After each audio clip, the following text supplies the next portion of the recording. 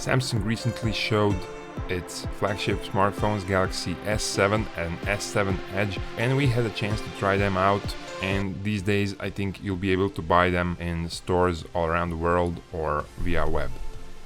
The price is of course a little bit higher, which is expected for a flagship model, but from the previous generation you get even more advanced camera, which is now I think the best above all smartphones, and you get a little bit more advanced chipset inside and batteries with high capacity.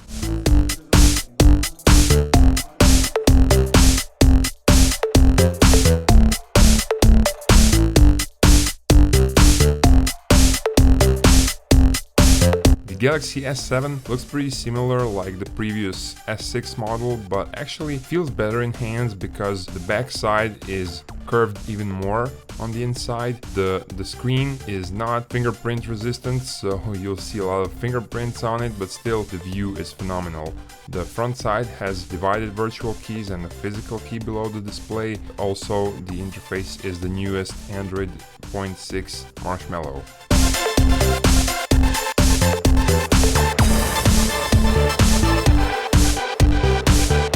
The device itself is still very thin. It's got 7.7mm in profile. You can get it in a lot of colors which look very attractive, and they look kind of shiny.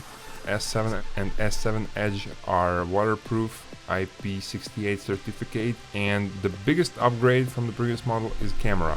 The rear camera is extremely fast. It's got 12 megapixel with f1.7 aperture, which means that it can gain a lot of light where there is not much, like for instance here in the nightclub.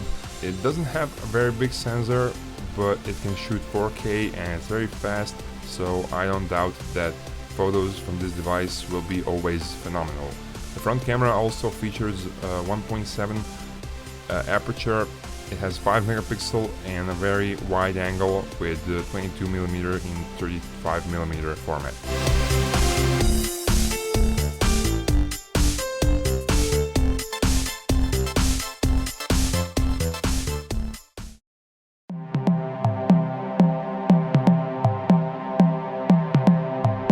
S7 Edge model on the other side is even more attractive. It looks similar to the S7 model, but just on the first glance the difference is that inside the Edge model you have a higher capacity battery which can be charged in just 30 minutes up to 60%, and as its name says, Edge model has curved sides of the screen, and it's a slightly bigger screen. It's 5.5 inches with 535 ppi pixel density.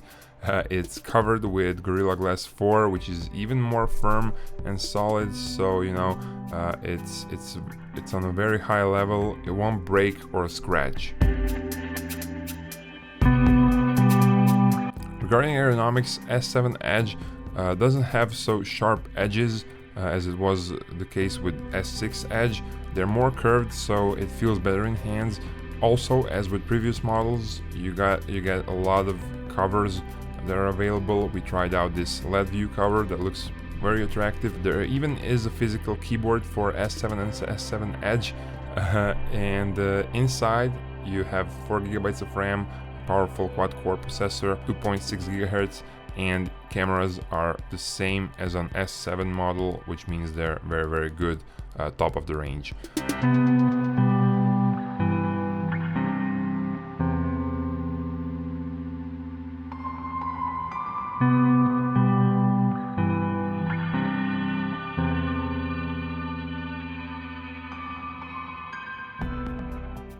That's it guys, until we get S7 and S7 Edge for our full review. They seem like a very good, although a rather expensive choice, but they do offer the most advanced features. I didn't mention wireless charging, fingerprint, the sensor, and a lot of different stuff. So thank you guys for watching, and follow up our review.